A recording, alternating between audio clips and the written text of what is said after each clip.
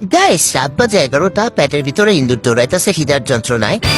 কি খামু খুঁজে কিছুই পাই না, পাইছি আলু ভর্তা। এখন এই আলু ভর্তা দেখেই কেরামতি বুদ্ধি বাড়িয়ে গেছে রে গাইস। দেখো এই আলু ভর্তা দিয়ে কেমনে ঝটপট নাস্তা বানাই ফেলি। তার জন্য একটা মিক্সিং বলে নিয়ে নিচ্ছি হচ্ছে 2 কাপ ময়দা। তো প্রথমে 1 কাপ দিছি, কম মনে হইতেছে, দিতেছি আরেক কাপ, বাট এখন দেখি বেশি হয়ে যেত না, একটু রেখে দিলাম না, পুরোটাই দিয়ে দিই। তো ময়দা দিয়ে দেওয়ার পর এবার দিয়ে দিচ্ছি হচ্ছে স্বাদ মতো লবণ। তো লবণটা দিয়ে দেওয়ার পর এখানে দিয়ে দিচ্ছি হচ্ছে 1/2 চামচ চিনি। পরে দেখলাম একটু কম হয়েছে, আর একটু দিয়ে দিই, মানে 1 চামচ দিয়ে দিলাম।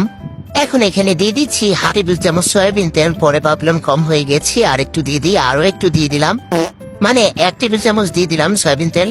এখন হাত দিয়ে ঝাঁকানাকে স্টাইলে মেখে নিব সুন্দর করে, একদম ময়দার সাথে তেলটাকে একদম মাখা ঝাঁকা করে নিব, তাহলে এই নাস্তাটা অনেক বেশি ক্রিস্পি হবে গাইস। এরপর দেখো এখানে কতগুলো নর্মাল পানি নিয়ে নিতে, এবার এখান থেকে অল্প অল্প পানি ঢালবো আর হচ্ছে ময়দার ডোটা তৈরি করে নিব। তো দেখো গাইস, সুন্দর করে একটা ডো তৈরি করে নিয়ে এবার এই ডোয়ের উপরেও কিছুটা তেল দিয়ে একটু মাখিয়ে রাখবো, তাহলে উপরটা ড্রাই হয়ে যাবে না। এবার হচ্ছে ডেকে আমি 5 মিনিট রেখে দিব ময়দাটা। সো গাইস দেখো 5 মিনিট কিন্তু আমি রেখে দিয়েছিলাম, এখন দেখো কতটা সফট হয়ে গিয়েছে।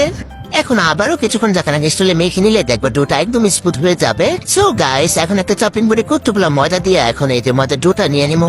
এবার বড় করে একটা রুটি বেলা নেবো রে গাইস। বেলতে বেলতে রুটিটা এত বড় করে ফেলছি, দেখো ক্যামেরার মধ্যে জায়গায় ধরতেছে না। ও মাই গড, এত বড় রুটি বানায় কি করবো ভাবে পেতেছি না, ভাবতে না পারে দিয়ে দিছি তেল। এখন তেলটাকে ইচ্ছা মতো ঘষার মধ্যে করে নিবো, তারপর দিয়ে দিব কতগুলো ময়দাটাকে ওরকম ঘষার মধ্যে করে মিশিয়ে নিব। তারপরে যে বাংলাদেশের মানচিত্রের সমান যে রুটিটা বানাইছে এটাকে করে নিব ভাজ করার পর দিয়ে দিব আবার তেলের উপরে, আবার দিয়ে দিব ময়দা, সবকিছু ঘষার মধ্যে করে নিব রিকাই। তো এরকম করে এপাশটাও ভাজ করবো, তেল দিব, ময়দা দিব, আবারও ভাগ করবো, তেল দিব, ময়দা দিব, ইচ্ছা মতো এগুলোই করতে থাকবো।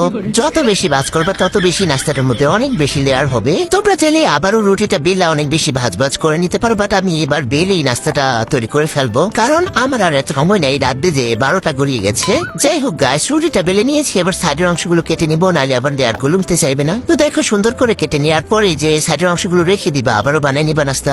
তো দেখো গাইস, 4 কোনা রুটিটা কাটটা 4 ভাগ করে নিছি। এখন এই যে একটা সাইড করে দিয়ে দিব সেই আলুর ভর্তা। তো সবগুলোর মধ্যে সুন্দর সুন্দর করে দিয়ে দেওয়ার পর এখন দিয়ে দিব হচ্ছে পানি। সাইডে দিয়ে একটু পানি ব্রাশ করে নিবো যাতে না খুলে। তারপরে এই যে একটা কোনা ধরে আইনা সিল করে দিব। তো দেখো কি সুন্দর আলু পেটিসের শেপ রেডি হয়ে গিয়েছে।